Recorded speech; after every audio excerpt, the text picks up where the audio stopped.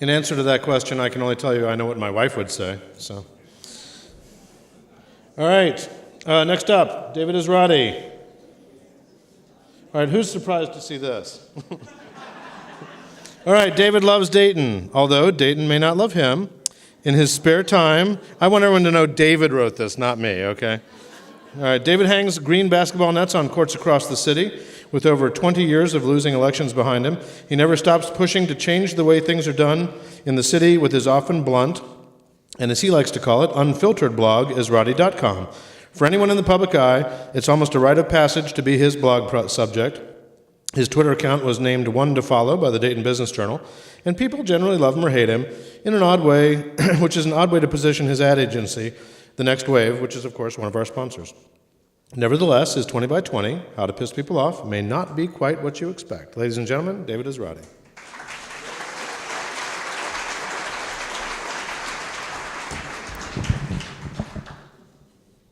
Jill actually wrote part of that, so I better get going. Thank you, Ron. You are eminently qualified to be an MC. According to major news outlets in the city, I am an expert at pissing people off. All of you smart people would be really pissed off if I stood up here and talked about something about organic byproducts, something I don't know shit about. All right, this isn't the city commission I first went to for help after I'd bought a shitty house and gotten taken to court for fixing it up. Same place, 29 years later, same strategy. People get incredibly pissed off when they feel ignored. It forces them to do things that might get some attention. Yeah. This was the second donning of the mask. The first time I never got to the podium. Arrested before I got a chance to speak. You can make fun of the mask all you want, but a few points. No one would have said anything if I was a Muslim woman in a burqa. And the picture wouldn't be hanging around the internet if I was wearing a baseball cap. Sometimes you piss people off by just getting more attention than them. Or winning. Winning is everything, unless you're the loser.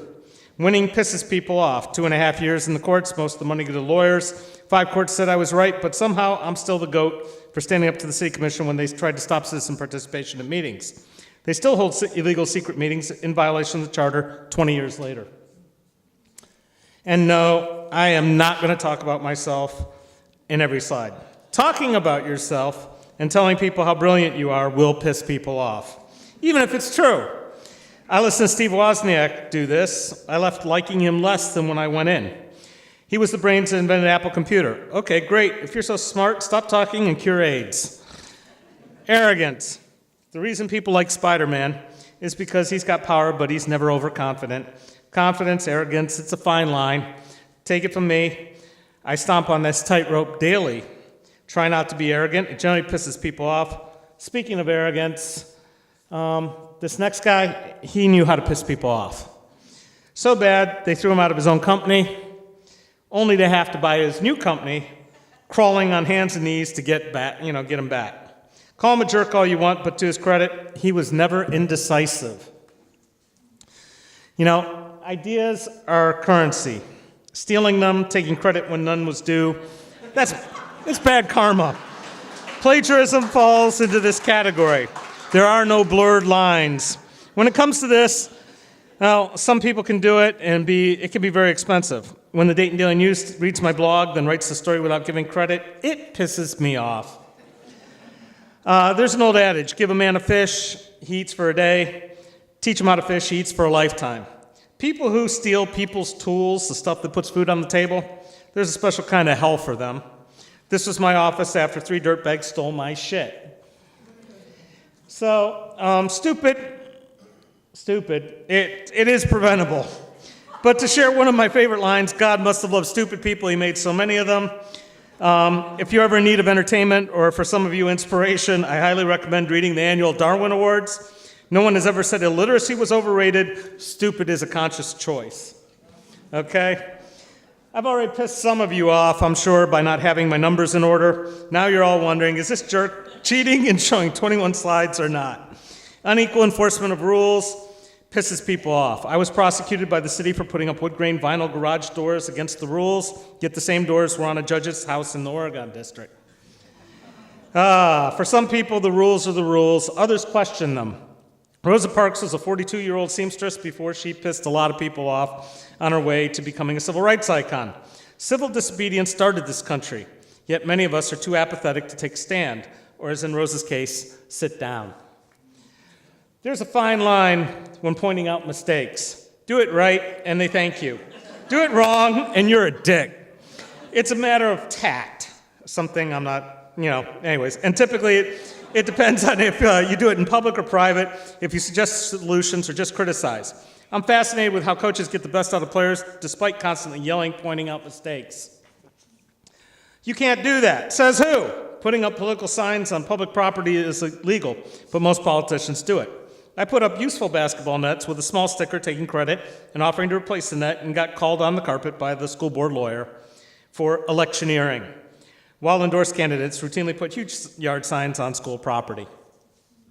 This photo is pretty mild compared to other ones, but you get the idea. People can be mean to other people and will shrug it off. Hurt a dog or a cat and you're a monster. Need proof? A petite woman was attacked and killed by some vicious dogs. The owners got their wrists slapped. Yet we send people to jail for mistreating animals. Time is the only thing we don't get a do-over on. While other cultures take a different approach to time, it's important here. PK was invented with strict limits of 20 slides, 20 seconds each, because two people got sick of people wasting their time with long, boring presentations.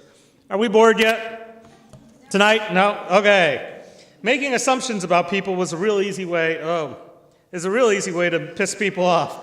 Showing two asses making another ass may also offend a few people here, as well as using swear words like ass or the F word.